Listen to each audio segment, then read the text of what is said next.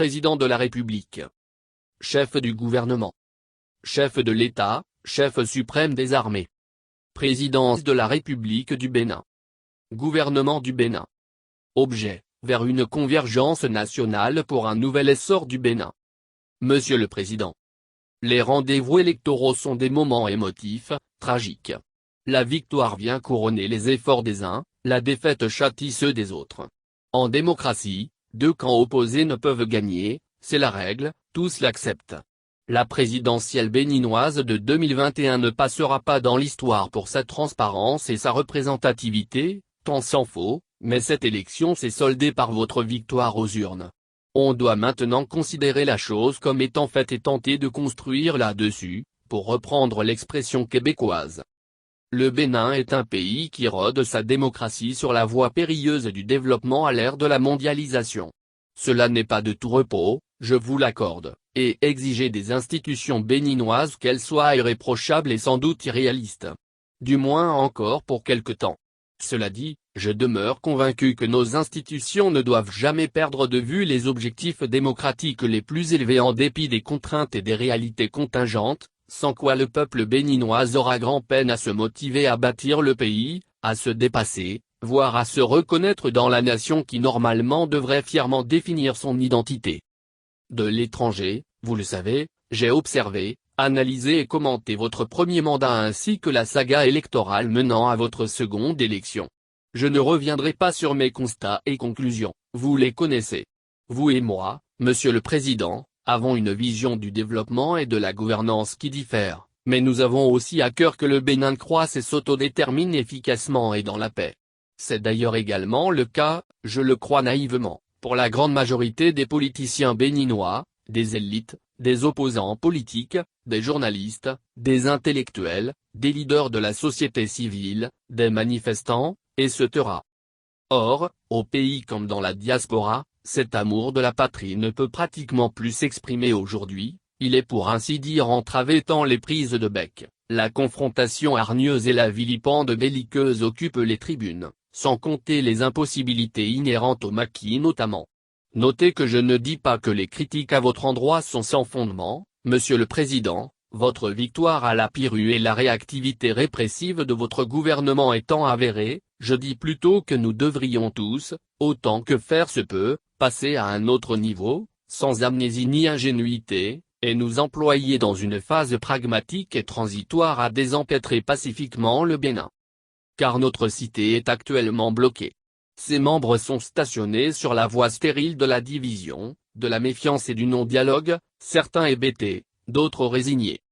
Règne au Bénin un climat politique extrêmement tendu, clivé, au point où l'environnement social est devenu toxique, ce qui repousse ou pénalise les investisseurs, démotive les entrepreneurs, fait stagner l'économie et, en bout de piste, fait davantage souffrir les travailleurs et les consommateurs. Bref, la population écope, d'autant que des citoyens se croyant à tort ou à raison condamnés à une vie misérable ne sont pas des citoyens qui font le maximum pour s'en sortir. Il y a trop de perdants en ce moment au Bénin. C'est pourquoi, Monsieur le Président, et au nom du peuple que vous représentez, pour sa dignité et son droit à la réussite, vous faut-il vous montrer ouvert à toute initiative, en marge de vos projets partisans, pouvant calmer le jeu, pouvant rassembler les forces vives, frapper positivement l'imaginaire et générer de la croissance. Je vous crois parfaitement apte à transcender les contradictions par des gestes ayant un impact salvateur sur la population béninoise tout entière. Je vous sais capable d'instaurer une nouvelle dynamique grâce à laquelle, je l'ai déjà évoqué ailleurs, des intérêts divergents pourront être réellement délibérés et hiérarchisés rationnellement au bénéfice de la communauté de destin qu'est notre pays.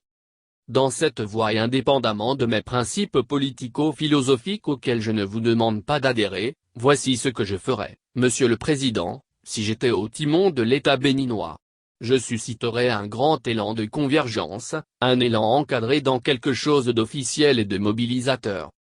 Ce pourrait être une feuille de route établissant une succession de tables rondes d'experts, de commissions parlementaires, de rassemblements de porte-parole d'organisations de la société civile, d'audiences publiques, etc.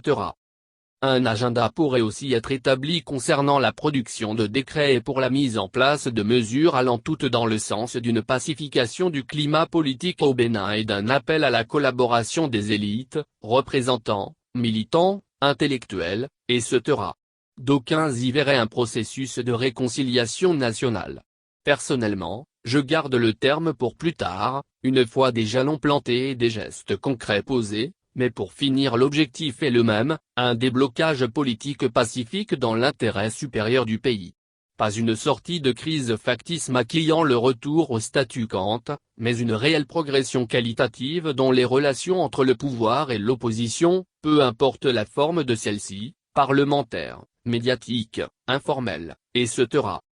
Le peuple et les institutions ont besoin d'être portés par un vent de concorde. Des ponts sont à créer plutôt que des fossés à creuser, pour ne pas dire des fosses. Pour que les choses bougent en ce sens, il faut dès le départ qu'un pas se fasse dans un camp comme dans l'autre, qu'il y ait un élément déclencheur, un rapprochement. Et que des garanties soient données. Dès lors, Monsieur le Président, pourquoi ne pas d'abord y aller d'un geste symboliquement fort ? À l'instar de ce qui s'est déroulé en Côte d'Ivoire il y a peu, je vous suggère bien humblement de permettre à l'un de vos prédécesseurs, en l'occurrence l'ex-président Thomas Yayi Boni, de quitter l'exil et de rentrer au pays afin qu'il puisse en toute liberté et en toute sécurité contribuer à animer la scène politique béninoise. Il va sans dire, le cas échéant, que je serai le premier à demander à Thomas Yayi Boni de saisir cette main que vous lui auriez tendue, et de travailler fraternellement et respectueusement avec vous à concrétiser le processus de concorde, ce qui n'exclut pas le débat. En soi, une telle réunion collaborative aurait un effet d'entraînement sur l'agent politicienne.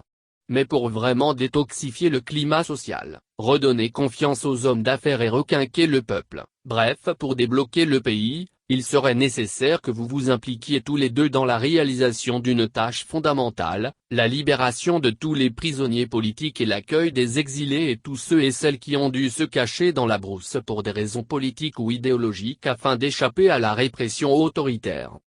Tous ces citoyens béninois, de même que les médias, doivent pouvoir être libres de critiquer et de manifester pacifiquement contre le gouvernement. Tout le monde au Bénin doit pouvoir penser et travailler en sécurité, sans harcèlement ni stigmatisation. Tout le monde doit pouvoir nourrir la discussion politique, communiquer des connaissances, débattre. Ce sont les exigences mêmes de la démocratie, Monsieur le Président, une démocratie qui en retour redonne beaucoup à ses champions. Chercher à améliorer les conditions de vie des plus pauvres, suggérer des solutions différentes ou inédites, exprimer son mécontentement envers des élus, établir un rapport de force, susciter de l'intérêt, diversifier les activités, questionner des lois, analyser sous différents angles. Tout cela n'affaiblit pas une société, ne la retarde pas, au contraire, cela la fait croître plus rapidement, de surcroît dans la dignité et la justice. Et c'est justement l'atout d'une culture de la convergence, celle qu'il faut maintenant faire renaître. La pensée n'y est pas unique, les actions y sont plurielles, les intérêts personnels peuvent s'opposer, tandis que les efforts de tous tendent ultimement vers un but commun, vivre dans un pays développé, évolué, juste et inclusif. John Stuart Mill, que je paraphrase ici, a écrit qu'il est généralement fatal à l'homme de penser qu'il n'y a plus de raison de douter d'une chose. Il est sain de se questionner, Monsieur le Président, et cela vaut pour tous les camps. Aussi ne faut-il pas voir dans le processus de conciliation, de pacification, voire de réconciliation que je propose qu'une suite de gains unilatéraux, de concessions faites à l'autre. Je le répète, un élan de convergence nationale repose sur la bonne foi de tous, sur le dialogue, le débat et la négociation, en tant que forme de dépassement des contradictions. Pour qu'il y ait un maximum de gagnants, il importe que tous soient en mode solution et ait la paix sociale dans le collimateur. On ne construit rien de solide dans la rancœur. Vous êtes aux commandes, Monsieur le Président, vous avez la capacité d'inverser le cours des choses, vous avez le pouvoir de créer un moment charnière dans l'histoire contemporaine du Bénin, celui par lequel le Bénin s'est désempêtré de ses luttes intestines devenues stériles parce qu'excessives. D'ailleurs, on ne passe pas dans l'histoire avec des prisonniers de guerre, mais grâce à la paix et la prospérité qu'on a contribué à faire arriver et à maintenir. Et à cet égard, même s'ils restent critiquables, vos projets ne sont pas dénués de pertinence. Vous prenez toutefois conscience que beaucoup d'autres facteurs autres que techniques entrent en ligne de compte lorsqu'il s'agit de développer un pays, de faire avancer une nation. Si les structures et les infrastructures sont importantes, elles ne sont pas suffisantes. Le peuple doit se sentir réellement consulté, écouté et porté par une vision rassembleuse, il doit se percevoir comme faisant librement partie de l'aventure. En tant que simple observateur politique, je n'ai pas de mandat ni l'autorité pour mettre en place des correctifs susceptibles de donner un élan à la convergence des forces vives béninoises auxquelles je souhaite, Monsieur le Président, vous voir participer. En revanche, j'ai un certain auditoire au Bénin, et de savoir par exemple que des personnes croupissent en prison pour leurs idées ou parce qu'elles ont manifesté au nom de certaines de celles que j'ai défendues dans la foulée de mes critiques me désole au plus haut point et m'afflige. Par conséquent, enflammer la polémique ne m'intéresse plus si en bout de piste des gens en chair et os en pâtissent, si le pluralisme se fait damer le pion par la répression, le prix payé devient alors beaucoup trop élevé et ma conscience ne le supporte pas. Cependant, je m'en voudrais de finir cette énième lettre, sans un merci. Merci pour la dernière fois, votre galanterie vous honore et mon épouse vous envoie une saine salutation, elle constate qu'avec de la volonté on y arrive toujours et, qu'on fait mentir les charlatans vendeurs de destin. Avec le respect dû à vos fonctions. Richard Boni ou Orou. Politologue et consultant.